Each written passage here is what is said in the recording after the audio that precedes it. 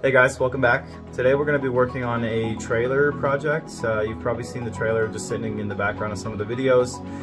This is a trailer I picked up off of Facebook Marketplace for about $400, but it was an old camper that was converted into a flatbed. The previous owner had decked it all out, but didn't do anything else other than putting in the 7-pin harness.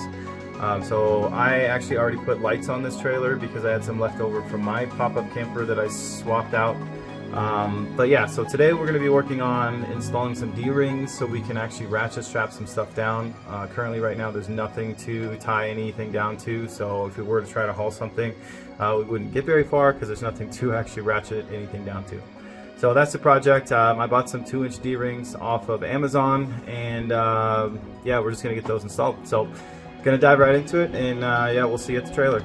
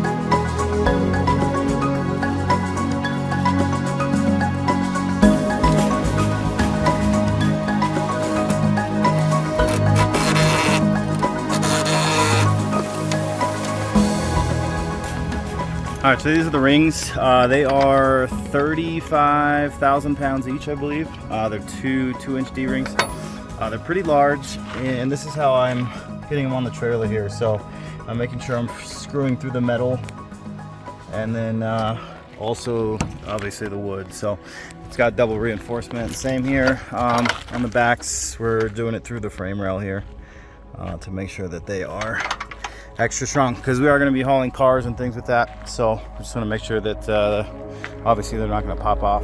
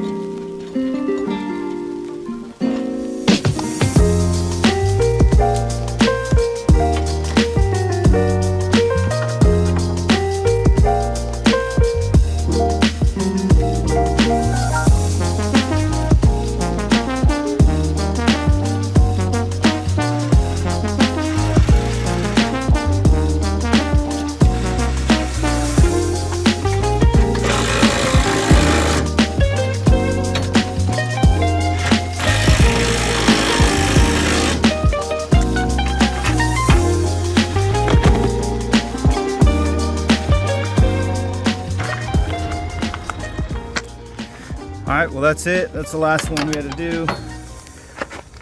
You can see the bolts underneath, so those should be pretty strong.